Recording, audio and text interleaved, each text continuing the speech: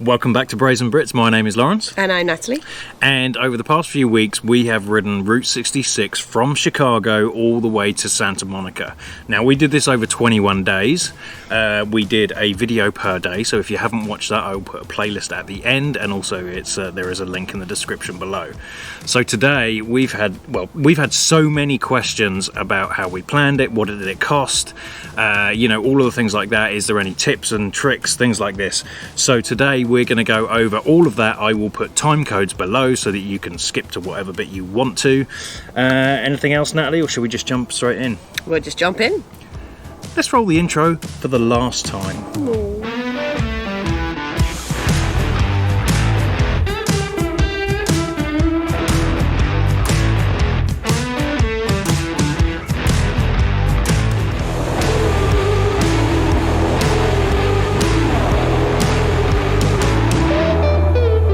Alright, so first thing I want to talk about is planning the trip. Now, we spent a long time planning this over many years, but there are a few things. We did most of it right up until we were pretty much leaving, right? It was really the month before we planned this. So we knew we were doing 21 days. And some of the resources that we used, the first one was obviously Google. There are some really cool maps people have put together with all the different stops that you can find, and they're all laid out on a map so you can figure out what interests you. Mm-hmm. Now, you can't do everything. Like, we could do the whole trip again and see none of the same stuff and have just as good a time. So anyway, I would strongly suggest Googling. There are Facebook groups on there, loads of different resources on everything you can do there. There are other things as well, though. There is the book. I can't remember what it's called, but that is a step-by-step guide. We'll leave a link in the description. I will leave a link in the description. To everything that we're talking about. Everything. All of the details are all below. I'll also try and overlay the book that we use. This was quite good. This gives you turn-by-turn directions. Now, the reason why that's important is because historical Route 66 is not actually a road anymore. So you can't just set Chicago to Santa Monica and it'll take you along Route 66. If you want to use the old road, you need to know where you're going because it just doesn't exist. However, there is a great app, and it's called, I can't remember what it's called, Route 66 Navigation, I think. I'll put the logo below. It's on the App Store. You do have to pay for it. Well, you don't have to pay for the app. You have to pay for the navigation and the stuff. So that's the app is free. Right? Yeah, and you have to pay for a year. I did ask them. I sent them a few messages asking them if we could do some kind of discount code for our viewers for this. I didn't get a response at all. I was ignored by email, Facebook. So even though the app was very useful, it was very good, I do worry about support. Or if you need to contact them for any reason, I got no response at all. So just bear that in mind. But the app was very good. We didn't need to contact support. And finally, the best thing we use, believe it or not, we are primarily a travel channel, not a Harley travel channel or a Route 66 channel. And we do have an RV, and we subscribe to RV Trip Wizard or the RV Life Pro, which again, we can leave all the details down below. And this has been fantastic for planning Route 66, even though we didn't use an RV, we're on motorcycles, but it's fantastic. We've mentioned this a few times. One day I'm going to do a video on how to actually use it. So when I do, I'll put that below as well. But it's fantastic. You can see how many miles you want to do per day, just on average. So that's how we said, right, 21 days, here's the start point, here's the end point. And we picked a whole bunch of things in between, and it allowed us the time and the distance and things like that. So it worked amazingly well. So for RVers, use RV Trip Wizard. Yes. For non-RVers, I'd use it anyway for still use else. It. All right, let's talk about gear. So unfortunately, a lot of the stuff that we brought over from England from our biking days was of no use on Harleys, because we have the full one-piece racing suits and full-faced helmets. And we knew on this trip, we are very safety conscious. There's no way we wouldn't wear a helmet or jackets and stuff, but we knew with the different climates we would have to keep chopping and changing. So we had to buy new gear, and gear that would work well with both conditions, the sunny, hot, and the cold and rainy. So we actually just went online in the end, I think, and found one of these clearance things, and we ordered a bunch of clothes. I got my Harley jacket from Harley Davidson though, and we did order our Senna Outrush, is it called? Well, yeah. So just on that, so bear in mind that we don't own Harleys at the moment. No. And in fact, I own a motorcycle, but it's in the UK. I don't have one here. So bear in mind, we didn't want to pay. If you already have a bike, you already have this equipment. If you don't, you're going to need to buy this and take it with you. We were quite, we don't know whether we're going to have a bike or not. So we were spending all this money, and we'll run over costs a bit later on in the video. But we didn't want to spend too much money for 3 weeks on a motorcycle. So they do offer the helmet rental included, or you can upgrade for, I think they said $10 a day to a full face one. Well, then you're looking at $210 anyway, and that's how much Just the buy helmets one. cost. If you're renting it for a couple of days, it's worth it. But for three weeks, just buy your own. Nah. We made sure that obviously there was 3 of us. There was me, Natalie, and our friend John, as you would have seen. We bought ones with intercoms, which were... I don't think I would do it without it. Because no, but we could what a pain in the arse it was to set them up every day. Yeah, man, these Senna... Like the They're built for 2 people, not 3. Yeah, trying to sync them up every time we got on, it took us 10 minutes just to sync them every time we turned the helmets on. So, Senna, you have a great product when it's working, but getting it to work was a real pain in the ass. But yes, it was super handy just to be able to communicate with each other, or just to listen to Lawrence's singing mainly. Yeah, I like to sing, and you know, if John needed to pee a lot, so he was always like, I need to pull over and pee, or he would say... Hit by tumbleweeds, fell off a lot, exactly. you know, it's good to know where he is. But it's good to even just like, you know, we made decisions as we were driving along, like, do we want to... There was a couple of times we came off Route 66 and went on the highway because it was getting late, or, you know, whatever, when we needed gas. There was times when some people are more comfortable with others. I was very comfortable riding in the wind. John and Natalie, not so much. So they were like, hey, can we slow down a bit because I'm not feeling too comfortable with this. Stuff like that. It's just really good to have those conversations. Also, when you're riding all day, it can get a bit lonely, so they love to hear my singing. But getting back to the gear, you will have to think about all the different conditions. We were very fortunate our friends lent us their waterproofs because they also worked as a wind break, even when, you know, it got... But overall, I'd say we probably stuck to the lighter stuff. We had our armour in, we had all the different padding, we bought that, but it was hot for the majority of the trip, I would say. So a light mesh jacket... Again, still got all the protective stuff, and jeans. Do the jeans with the armoured jeans. They were fantastic. It's all Kevlar stuff, so you know, it's not going to save you from an impact, but it does save you if you slid down the road. So, and our boots as well. You know, we went for boots that weren't like the shin high ones because we knew we'd be walking around the volcanoes, Death Valley. So we chose some boots that would be easy to do both in. Yeah, good point. And also boots that were waterproof because for the first 2 days it rained. And if we didn't have waterproof boots, we would have been wearing wet boots for probably the next week until they managed to dry out. Yeah, that was not fun. There is a lot of things to think about with the gear. Just make sure you think about it. Be prepared for all different weathers.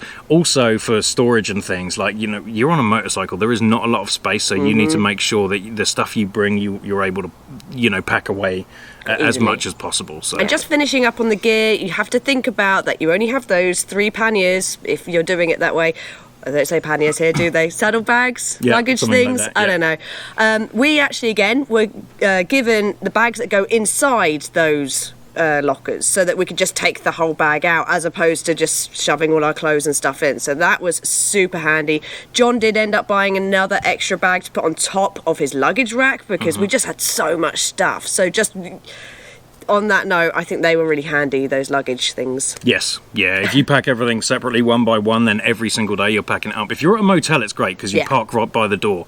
If you're in a hotel, you have to walk up the stairs and go in the elevator, and if you're taking one thing at a time. So we just had 3 bags, one in the back, one either side, actually 4 bags, because we had another one on top. Yeah, take bungee cords. You'll be surprised how much you would need those. We had, because we just, even our dirty washing, we'd throw it on the top and then just strap it down. So we did.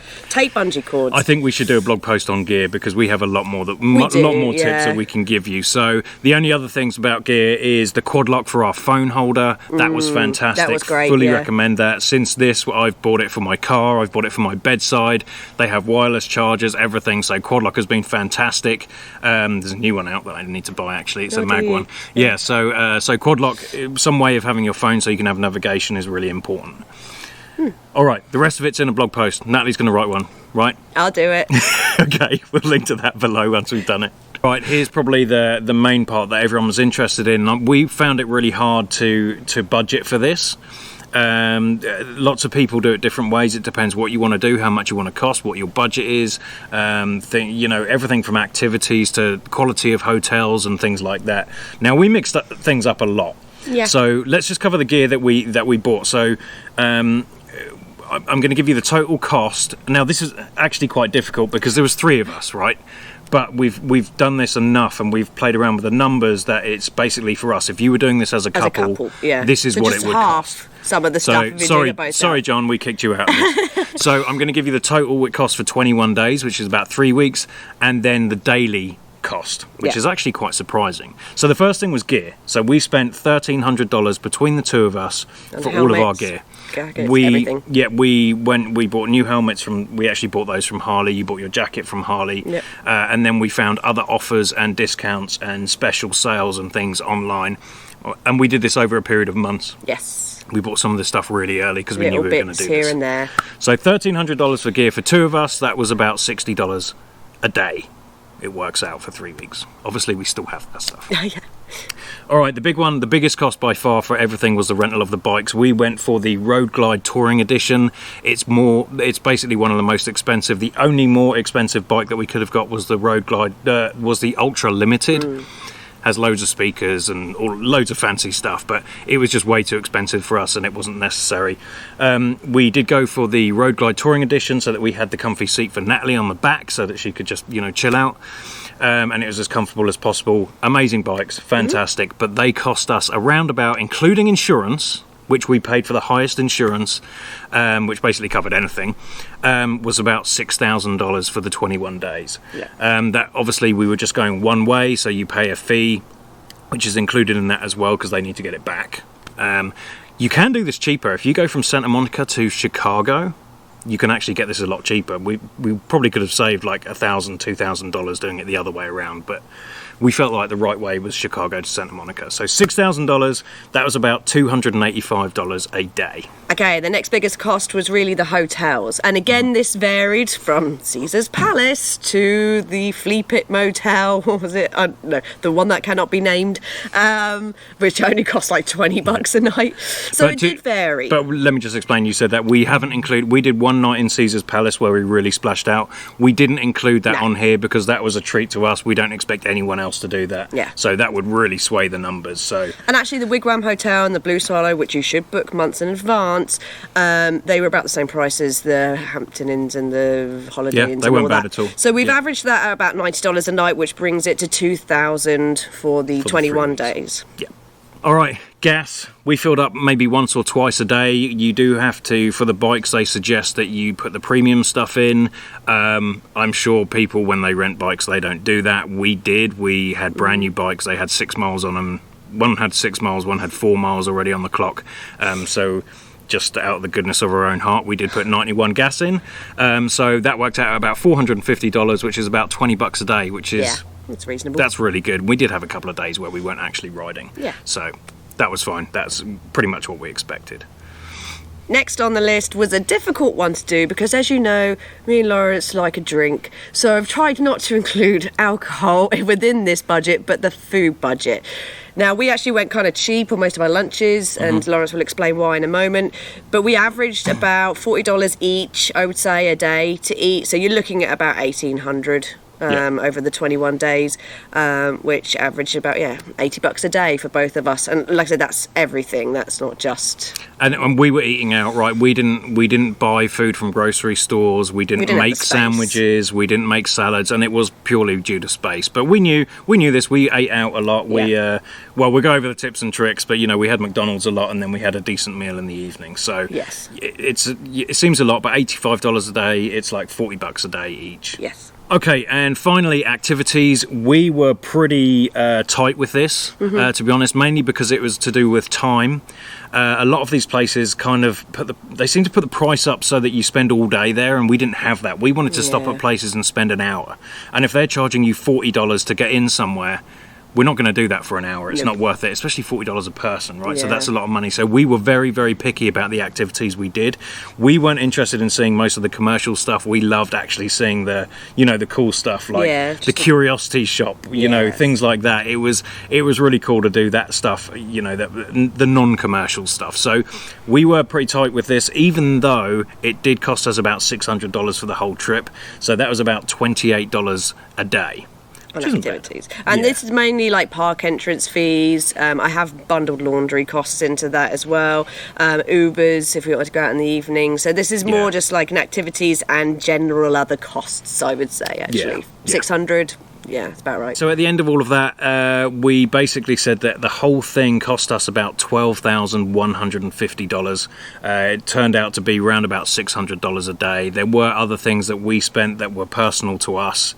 Like I said, the Caesar's Palace thing, you know, there was some other activities and things that we did. We drank more than this, so... The Jeep rental was obviously, again, you might not do that, so you can deduct that. There's, you know, we're just giving you mainly the high end. Yeah, there is ways you can save a lot on all of this stuff, and there are ways that you could spend a lot more on all of this stuff. So just the things we've listed here is about $12,150 a day, but I reckon actually overall, but I think actually it probably costs us more around, probably closer to $1,400 for the 3 weeks. Yeah.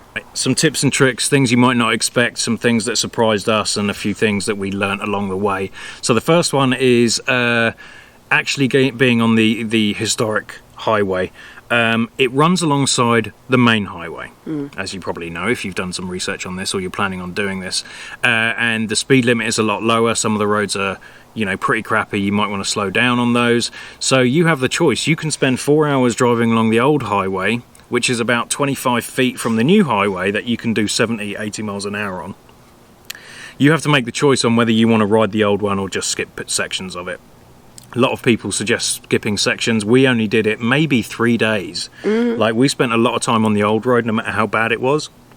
The only reason we did that is because of time, generally. You know, it was getting late, or we were tired, or 9-hour riding days get rough. If the weather is crap, like a lot of the stuff, the beginning of Chicago, the weather was so bad we just jumped on the highway and got out. So we did not start our trip very well. You can go back and watch that. But then for the rest of the trip, we stayed on the old highway. So if you want to save time, or you've only got 2 weeks to do this, you could easily do that if you just skip some of the old route.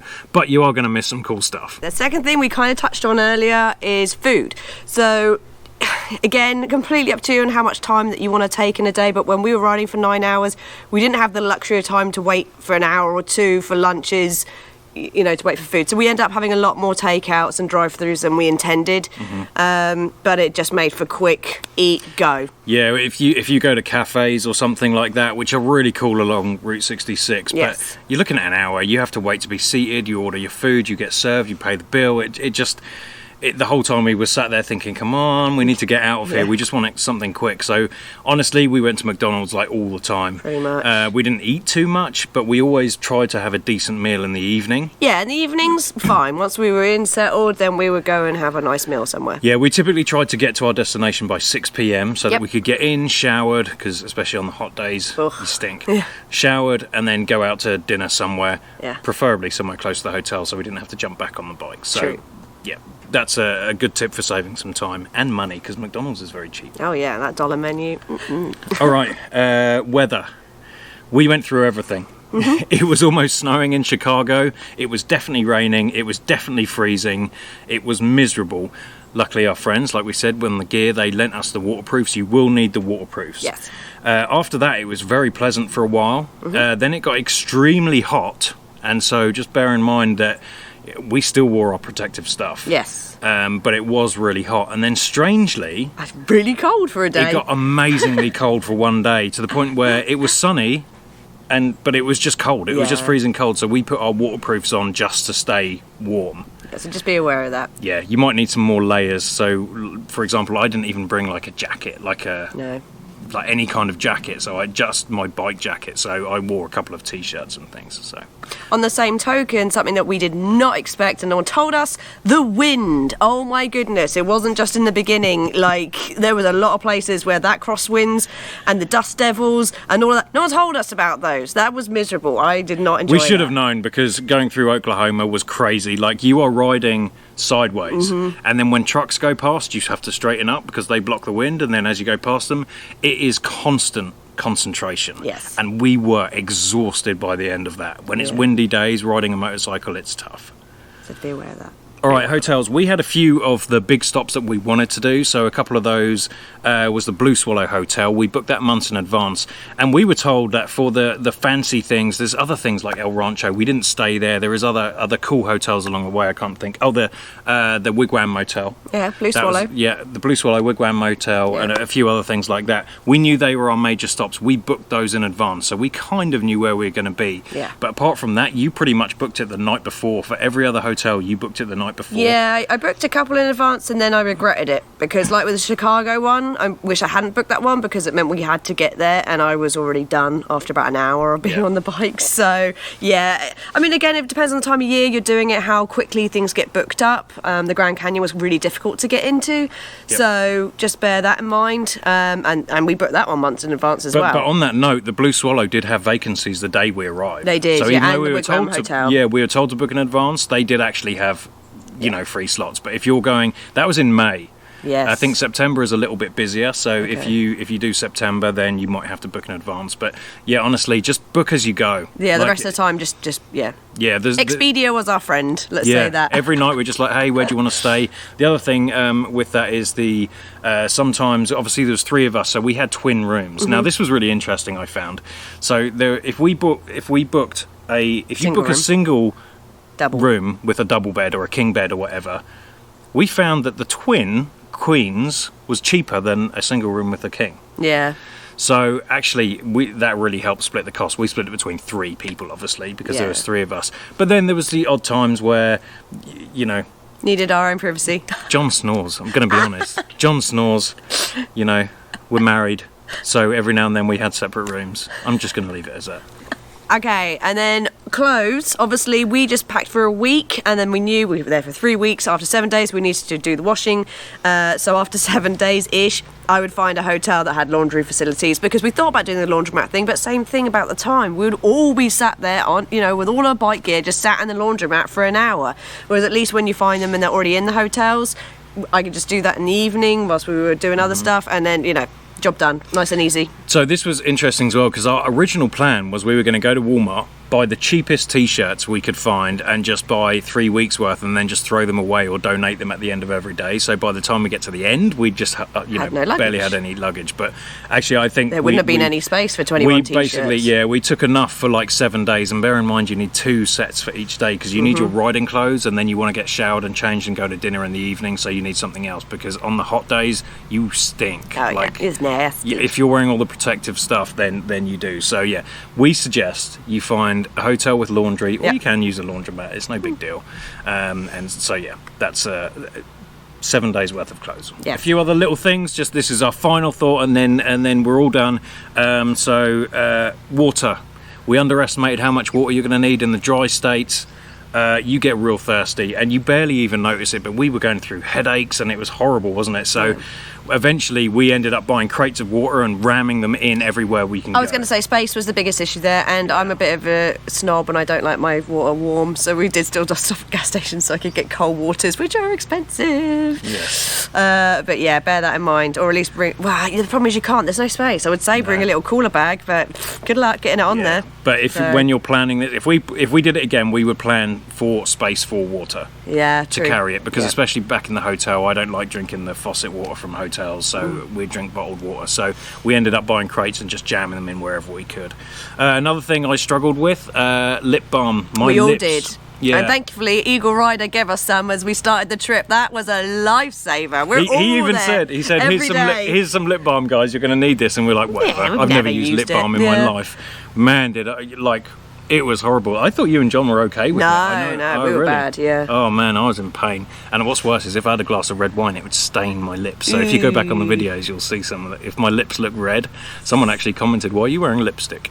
And it's because my lips were so dry that the red wine just stuck to it. Yeah. And the final thing is allergy tablets. Depending on what crops they're growing in certain states or areas, then you may or may not be allergic to that. So I had terrible allergies at one point, which wasn't too bad. Like we can handle like a couple of sneezes and stuff, but my eyes, like it really killed my eyes. Yeah, it was bad. So take them just in case anyway. Might even have a wasp in your helmet. You never know. Yeah, just take them. All right. So overall, Natalie, would you do it again? I wasn't expecting that. I know you weren't. Yes. She would. She would not do it on the back of a bike. No. Is the problem. I'd do it next time with the RV. Yeah, I think that. Yeah, I loved it. John loved it. I'm going to speak for John because I know that he would absolutely, definitely do it again. It was fantastic. Having the freedom of the bike was really cool. Natalie would like to be a support car. You would like to do I'll be it. a support crew next time. Which would be great if you can have someone who can roll along in a car so that they can handle all your stuff. That means your space doesn't. You don't have to care about your space. If you have an RV, you can just camp up, or a van life would be cool to do it because you can just park up anywhere if it's a stealth van, something like that. So many different ways you can do it. But yes, big thumbs up, yes, for me. 50 out of 10. 7 out of 10 for you, I'm guessing. Yeah, sounds about right. Sounds about right. All right, well, thank you for watching the series. We've had some really good feedback. We're starting to plan some other things like this that aren't just RV related. Yeah. So we're trying to figure out what they could be. But thank you to everyone for watching, for all of your support. I'm going to leave the playlist up here. If you haven't already, please subscribe. Like this video if it is helpful. We also have a thanks button if it's really helpful, which really helps us out. And if you would like to support us going forward, please hit the join button to become a Braziere and support a couple of tits. And thank you to everyone below who's already done that. We're back to RV life next week. Yeah. See you there.